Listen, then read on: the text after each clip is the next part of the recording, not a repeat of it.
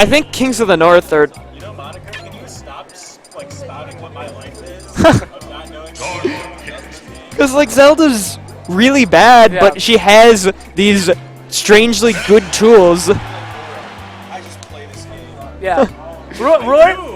Roy was like that for like 2 weeks. No one knew the Roy matchup, and he blew you up. And then people were like, "Oh, Roy sucks."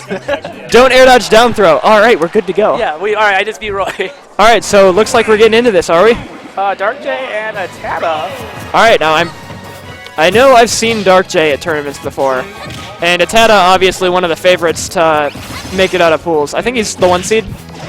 Yeah, he should be. He's a very good Ness. Very good Ness. I saw him playing YouTube in some friendlies recently. Interesting. I don't know if he was just taking an opportunity to practice, or if he actually is secondary in YouTube.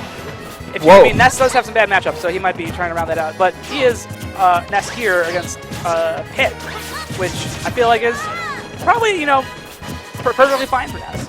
Yeah, this is Dark Pit, which will make him very good on Smashville, because that Electroshock arm now kills hilariously early. So, you know, I actually agree with the Smashville pick. Normally it's against Nest, you're like, no, I don't want to go to Smashville under any circumstance. Yeah. But as Dark Pit, it's like, oh, so you're at 50 at the ledge, are ya? You better shield this or else you're dead.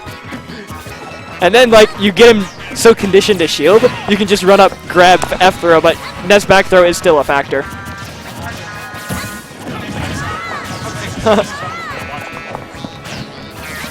Yeah, we got some interesting setup stuff. Oh my, this could be...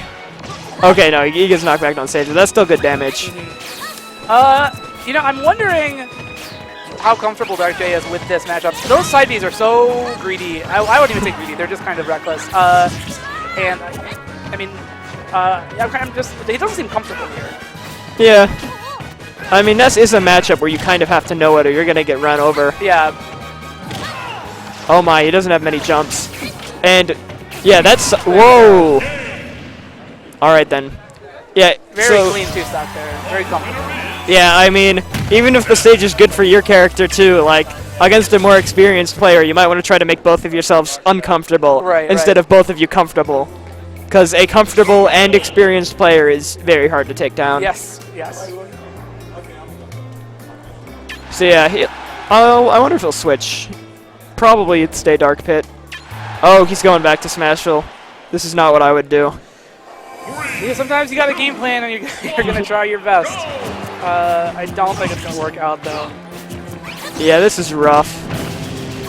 Yeah, for those of you who don't know about Dark Pit's side B, it's like Captain Falcon's Raptor Boost, except it has super armor on it.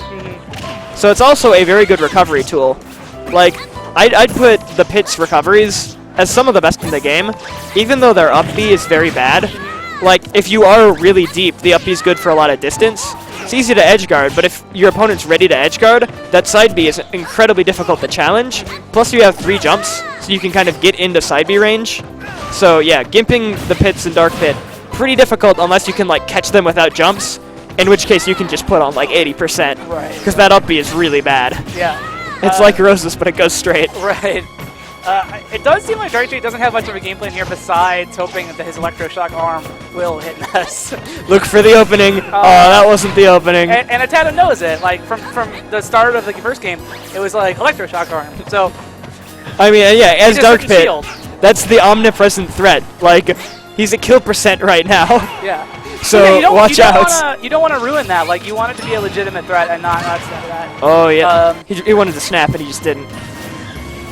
So yeah, it's you don't want to lose that. Like, it's such a good option in this matchup. Whoa, you can what? I thought those were physical projectiles. No, Lucas and Ness can absorb for health, which basically nullifies it because it's slow enough that you can always react to it. Yeah. Even in air, you'll take like it's kind of a bad part of the matchup for both the Pit and Dark Pit because you lose a side of your arrows. And if you do throw him out, it's just free health. Yeah, I think that's why he picked Dark Pit, because the duality between the two is basically if you want the good arrows, you pick Pit, and if you want the good side B, you pick Dark Pit. Good up smash. And there's also that weird F tilt difference where Pit's kills, but Dark Pit's jab resets. So Otherwise, yeah. Otherwise, very, very similar. I think most people who play one of the who play Pit pretty much play both, based Oh, on yeah. whatever they want. From the it's kind of matchup. like where in custom moves, like sometimes you would have 2 different sets and you would counterpick based on what right. your opponent was playing. That's basically Pit and Dark Pit. You just know both really well because they're exactly the same character except for 3 moves, and then you can customize them to fit the occasion. So it is kind of this like weird vestige of It's custom moves. Ban Dark Pit. Ban Lucina. No, don't ban Lucina. That's just Lucina's actually different because Yeah. all of her moves have different properties. Yeah. It's not like Dark Pit where up air is up air and they do exactly the same thing.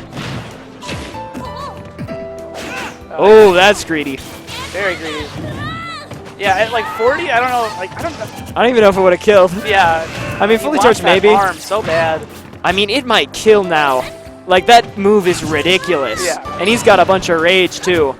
So, yeah, if he gets hit, like, at the edge by Electroshock Arm, I would not be surprised to see Ness just hit that blast zone hard. Yeah, ATATA just standing without shield on the edge and got get up attacked. And, yeah, now that ATATA is so forced into his shield, DarkJ can start going for grabs a bit more, and Dark Pit's grab game is quite good. Yeah, and he is one of the characters who has a kill forward throw, so that's always nice. It really... Ooh. Ooh, that's rough.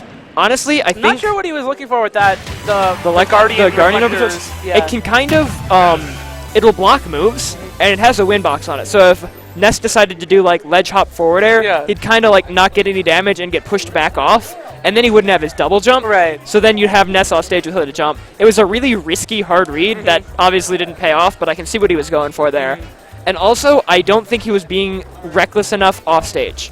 Like, when you have Ness off stage without a jump, Oh, yeah. he should not be coming back. Whereas he was just kind of like waiting on stage trying to cover ledge options while Ness is just getting a free thunder. I was hearing you in the background. Oh. I was like,